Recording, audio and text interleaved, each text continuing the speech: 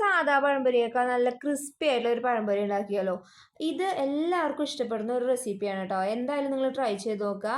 അടിപൊളിയാണ്, നല്ല ക്രിസ്പിയാണ്. നമ്മൾ സാധാ പഴംപൊരിയേക്കാൾ ക്രിസ്പി 10 മടങ്ങ് ക്രിസ്പി എന്ന് പറയാം കേട്ടോ.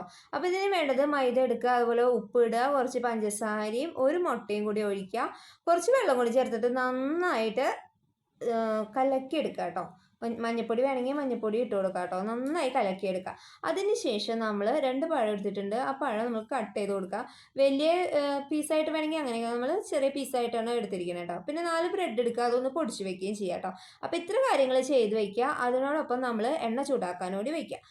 അതിനുശേഷം പഴം എടുക്കുക, ഈ ബാറ്ററിൽ മുക്കുക, നമ്മുടെ ബ്രെഡ് പൊടിയിൽ മുക്കുക, എണ്ണയ്ക്ക് ഇട്ട് കൊടുക്കുക. അത്രയേ ഉള്ളൂ. അടിപൊളി ക്രിസ്പി റെസിപ്പി ഇവിടെ തയ്യാറായിട്ടുണ്ട് കേട്ടോ. നല്ല പഴംപൊരിയാണ്. നിങ്ങൾ എന്തായാലും ഒരു പ്രാവശ്യമെങ്കിലും ഒന്ന് ട്രൈ ചെയ്ത് നോക്കൂ കേട്ടോ.